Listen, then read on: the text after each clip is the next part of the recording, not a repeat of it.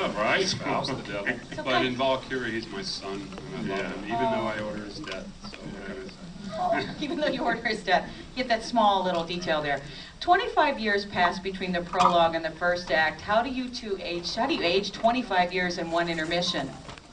Well, for me it's very easy to age because I go back into a little bit more than my real age, so it's not difficult. You know, what is difficult is for the prologue, you know, in fact you say to the cameras, be careful, you know, don't go too close because you have to be really young.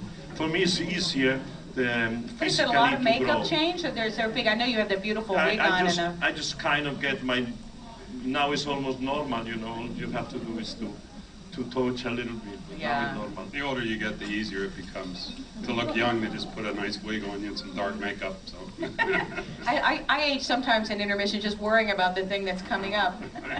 Placido, you have nearly 800 Met performances, and Jim, you've got more than 900, which is just unfathomable to me. It's amazing.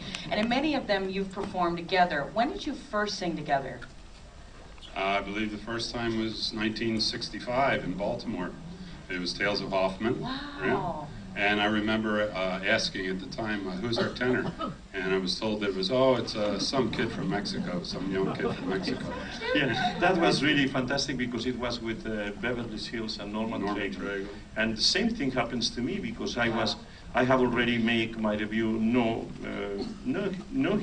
even at the City Opera, but I was studying, but for me it was the first time I hear it. I said, wow, who is this young fellow? Yeah, they say they used to call me from Mexico because Beverly and Norman, they sang with me in Mexico at the beginning. And even though I was born in Spain, everybody thought I was from Mexico. Oh. So I grew up in Mexico. And at the Met, it was Aida in '71, which was Jimmy's first year here. Yes, that's right. Oh, yeah, rich history, I love it. We often hear that to be a true Verdi singer, you have to have certain vocal qualities. How would you each describe the Verdi voice? I'll defer.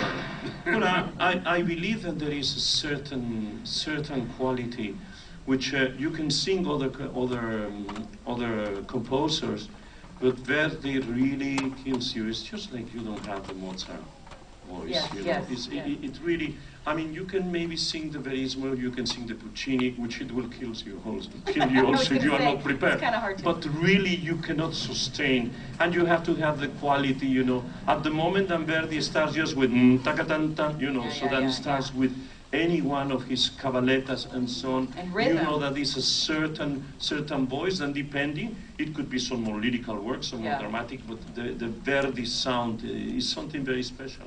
Yeah. As you know, that you have to have very long legato phrases. Exactly. Well, you've done Verdi and Wagner, both of you. Placido and Jim, thank you so much. And toi toi toi for the rest. Thank you. The opera's about to resume. Boca Negra has been reunited with his long-lost daughter, only to learn that she's in love with his sworn enemy. Here are the final 2 acts of Simon Boca Negra.